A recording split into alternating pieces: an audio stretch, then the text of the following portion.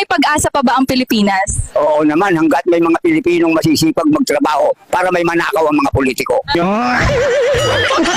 Sir, ano po ang pinagkaiba ng hustisya sa batas?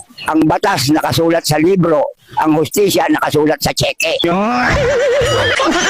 Sir, saan po napupunta ang bilyon-bilyong pondo para sa baha? Inaagos doon, nag-swimming sa mga bulsa ng opisyal na buhaya sa gobyerno. Sir, ano po ang impeachment? Yan ay laro ng numero. Kung mas marami kang kaibigan, absuelto ka. Sir, ano po ang pork barrel?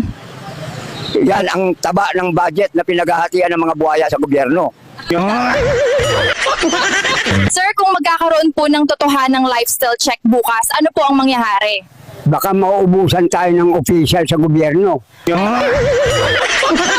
Sir, anong diskarte ng politiko para matago ang korupsyon? Siyempre lang, projects mo, tapos overprice mo. Sir, ano po ang paboritong dessert ng mga politiko? Ang matamis na tagumpay ng panluluko sa bayan.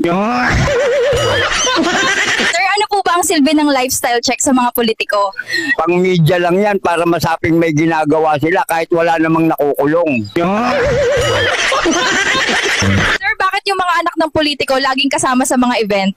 Training yan sila ang mga OJT para sa susunod na henerasyon ng korupsyon.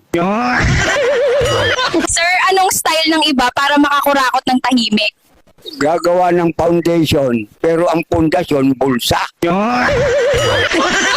Sir, kung may batas kang pwedeng alisin, ano po yun? Yung bata sa politikong makakapalang muka, walang silbi pero di mapatalsik. Sir, ano po ang pagkakatulad ng politika sa panahon? Parehong pabago-bago ang problema sa politika, laging may paparating na bagyo ng korupsyon. Sir, pabor ba kayo sa political mentorship?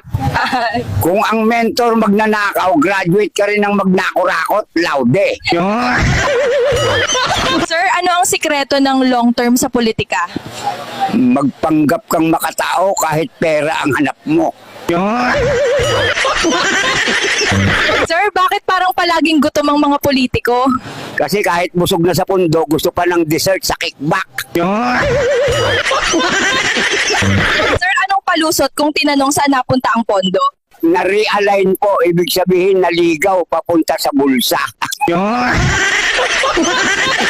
Sir, ano ang pinakakakatakot na tandem sa Pilipinas? Yung politiko at kontraktor yan ang halimaw na kumakain ng pondo ng bayan.